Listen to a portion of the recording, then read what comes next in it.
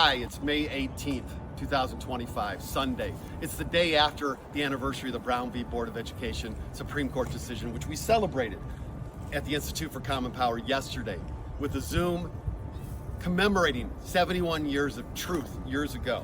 But today is actually the anniversary of the 1896 Plessy v. Ferguson decision, which implemented separate but equal, which is what the Brown decision overturned. In education only. In education. It would take a number of years to overturn segregation in all spaces of public accommodation, and most of that wouldn't come until 1964. So what was the Plessy decision? Plessy decision was a court decision that came down in 1896 because in 1890, Louisiana had put together a streetcar law that said the streetcars had to be segregated. Blacks in one car and whites in the other car. But the streetcar companies, the trains, actually didn't want to do this. Why do you think they would not have wanted to implicate the trains? Yeah. You had to have more cars. It's expensive. You have to have separate windows. You have to have more cars. You have to have people monitoring it. So the train station, together with a local group of citizens, African American and Creole citizens, said, we're going to challenge this law. So they sent in a man named Homer Plessy. Homer Plessy was only 1/8 black, so visually he presented as white. And they did that so he wouldn't be immediately arrested.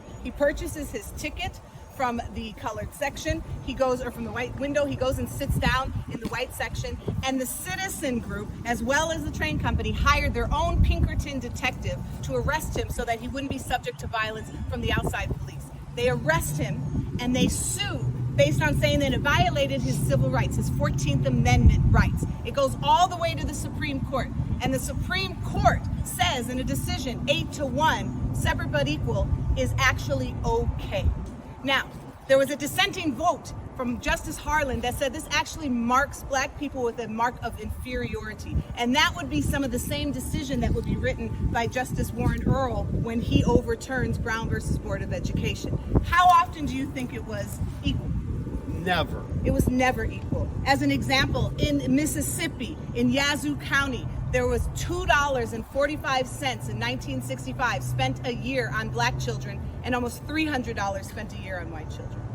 And so it would take foot soldiers and nearly 80 years to overturn Plessy versus Ferguson. We're doing this daily. Thank you, Dr. Terry Ann Scott, Director of the Institute for Common Power.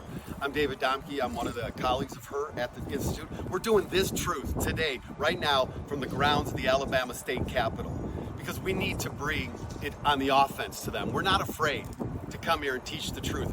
They may not want the truth, but we're going to teach it. And right over my shoulder, right over here, is Jefferson Davis. Jefferson Davis. He's not even Alabamian. He's a Mississippian, and yet they've got a statue up there for him, honoring him, because they're so proud. That's what we're fighting against today. We will teach truth. How long will we teach truth? Till I die. Till we die, right? This is the daily truth. Be with us. We need you.